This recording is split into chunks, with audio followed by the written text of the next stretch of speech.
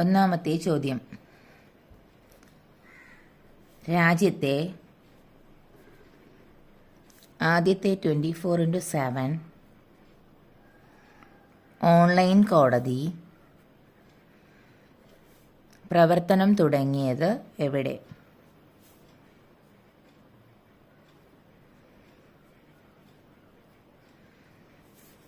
കൊല്ലം. രാജ്യത്തെ ആദ്യത്തെ 24x7 online കോടതി പ്രവർത്തനം തുടങ്ങിയത് കൊല്ലത്താണ്. എവിടെയിരുന്നും ഏത് സമയത്തും കോടതി സംവിധാനത്തിൽ ഓൺലൈനായി പ്രവേശിക്കാനാകുമെന്നതാണ് ഇതിൻ്റെ പ്രത്യേകത. രണ്ടാമത്തെ ചോദ്യം. G20 രാജ്യങ്ങളുടെ 19ാം ഉച്ചകോടി നടന്നത് എവിടെയാണ്?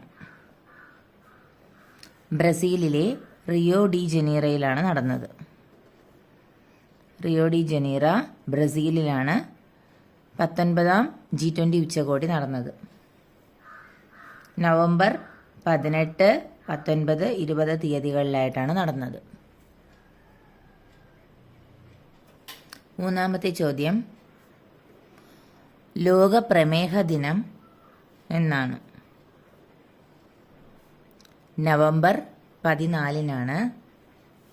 2024 പ്രമേഹ ദിന വിഷയം എന്ന് പറയുന്നത് ബ്രേക്കിംഗ് ബാരിയേഴ്സ്, ബ്രിഡ്ജിംഗ് ഗ്യാപ്സ് എന്നതാണ്.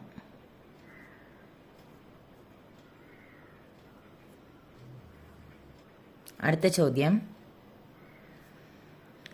ഇന്ത്യയും ഏത് രാജ്യവും തമ്മിലുള്ള സൈനിക അഭ്യാസമാണ്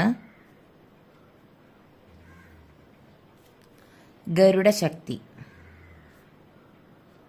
അപ്പോൾ ഇന്ത്യയും ഏത് രാജ്യവും ചേർന്നുള്ള സംയുക്ത സൈനിക അഭ്യാസമാണ് ഗരുഡശക്തി എന്ന് ചോദിച്ചു കഴിഞ്ഞാൽ അതിൻ്റെ ഉത്തരം ഇന്തോനേഷ്യയാണ്.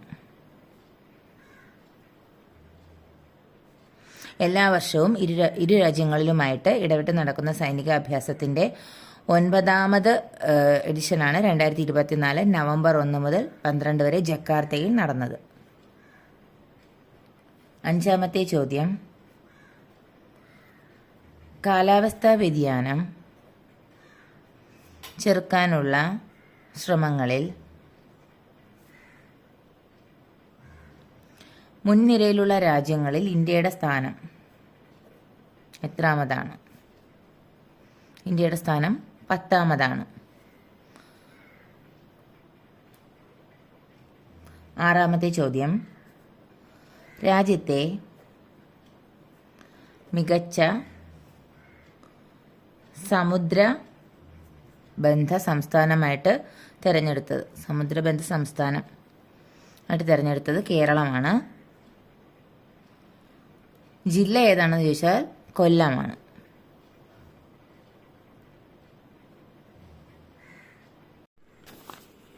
ഏഴാമത്തെ ചോദ്യം. വൈറ്റ് ഹൗസ് മാധ്യമ സെക്രട്ടറിയായി നിയുക്ത പ്രസിഡന്റ് ഡൊണാൾഡ് ട്രംപ് പ്രഖ്യാപിച്ചത് ആരെയാണ്? Karoline white.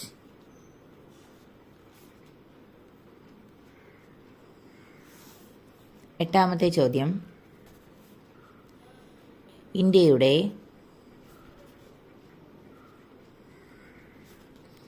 Controller and auditor general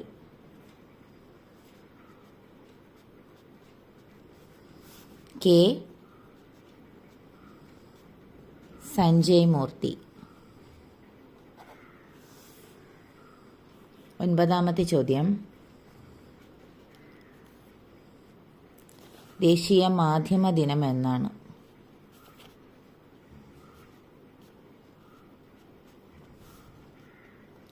November 16.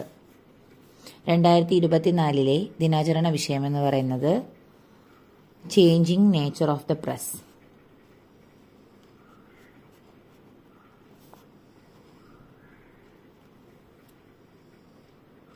പത്താമത്തെ ചോദ്യം, ഇന്ത്യ തദ്ദേശീയമായി വികസിപ്പിച്ച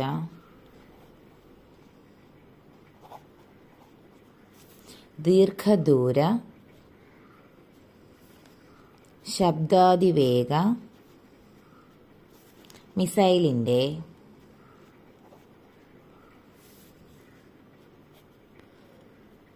പരീക്ഷണ വിക്ഷേപണം നടന്നത് എവിടെയാണ്? ഒഡീഷയിലാണ്. ഒഡീഷ തീരത്തുള്ള ഡോക്ടർ APJ അബ്ദുൽ കലാം ദ്വീപിലെ ഇൻ്റഗ്രേറ്റഡ് ടെസ്റ്റ് റേഞ്ചിലാണ് എന്ത് ചെയ്തത്? പരീക്ഷണം നടന്നത്.